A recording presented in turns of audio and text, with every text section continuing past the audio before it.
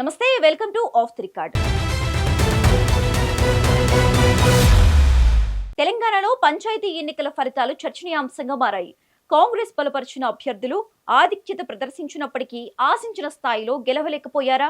తొలి విడత రిజల్ట్స్ తో బీఆర్ఎస్ పుంజుకుందా?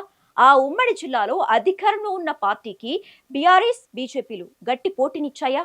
అసలు ఏం జరిగింది? Let's watch the story.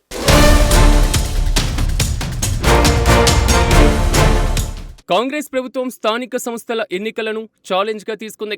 ఇందులో భాగంగానే తొలి విడతలు గెలిపే లక్ష్యంగా వ్యూహాలు రచించింది. గ్రామస్థాయి నుంచి రాష్ట్ర స్థాయి వరకు నేతలు ప్రచారంలో పాల్గొన్నారు. వీలైనన్ని స్థానాలు గెలిపే లక్ష్యంగా ముందుకెళ్లారు. పల్లెల్లో తమకు పట్టు ఉందని నిరూపించాలని భావించారు. కానీ అనూహ్యంగా బీజేపీ, బీఆర్ఎస్లు పలు జిల్లాల్లో టఫ్ ఫైట్ నుంచాయి. ఈ జిల్లాల్లో అధికారంలో కాంగ్రెస్ పార్టీ సుమారు 50% సర్పంచుకే పరిమితమైంది.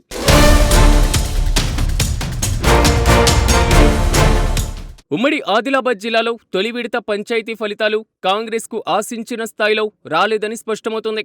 స్పష్టమైనటువంటి ఆధిక్యత చూపించినప్పటికీ కాంగ్రెస్ ఆశించినటువంటి స్థాయిలో గులాబీ పార్టీని ఓడించలేకపోయిందని ఫలితాలు చెబుతున్నాయి. ఉమ్మడి జిల్లాలోని మొత్తం 439 పంచాయతీలకు పోలింగ్ జరిగింది. ఈ స్థానాల్లో బీఆర్ఎస్ 105 సర్పంచులను గెలుచుకుంది. దీంతో బీఆర్ఎస్ గ్రామస్థాయిలో పట్టు కోల్పోలేదనే విషయం తేటతెల్లమైంది.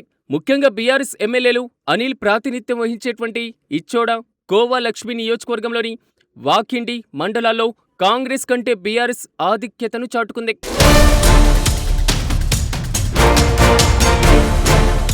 ఇక కాషాయ పార్టీ గ్రామస్థాయిలో పుంజుకుంటోంది.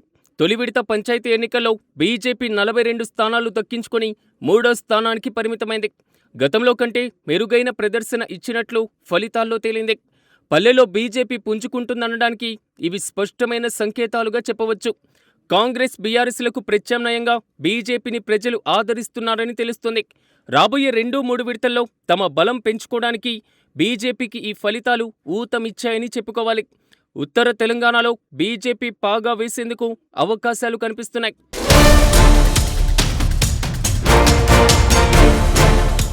కాంగ్రెస్ పార్టీ 211 స్థానాలతో నెంబర్ 1 స్థానంలో నిలిచిన 79 చోట్ల స్వతంత్రులు గెలవడం పార్టీ నేతలను ఆశ్చర్యానికి గురిచేసింది.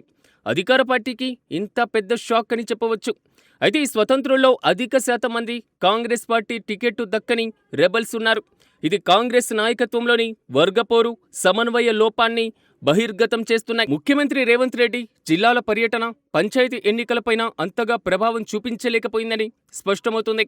ముఖ్యమంత్రి జిల్లాల పర్యటనలో భాగంగా ఎన్నో హామీలు, మరెన్నో శంకుస్థాపనలు చేశారు.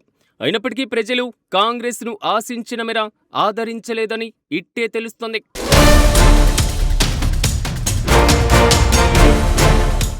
మొత్తానికి తొలి విడత ఫలితాలు కాంగ్రెస్కు షాక్ ఇచ్చినట్లేనని జిల్లాలోని రాజకీయ విశ్లేషకులు అంటున్నారు. ఈ ప్రభావం 2-3 విడతల పంచాయతీ ఎన్నికల్లో కూడా ఉంటుందని భావిస్తున్నారు. ఇక ఈ రిజల్ట్స్తో బీఆర్ఎస్, బీజేపీలు మరింత వ్యూహాత్మకంగా వ్యవహరించాలని యోచిస్తున్నాయి. కాంగ్రెస్ పార్టీ మరో 2 విడతల్లో సత్తా చాటేందుకు సిద్ధమైపోతుంది. ఇక పల్లె ఓటర్లు ఎలా తీర్పునిస్తారో వేచి చూడాలి.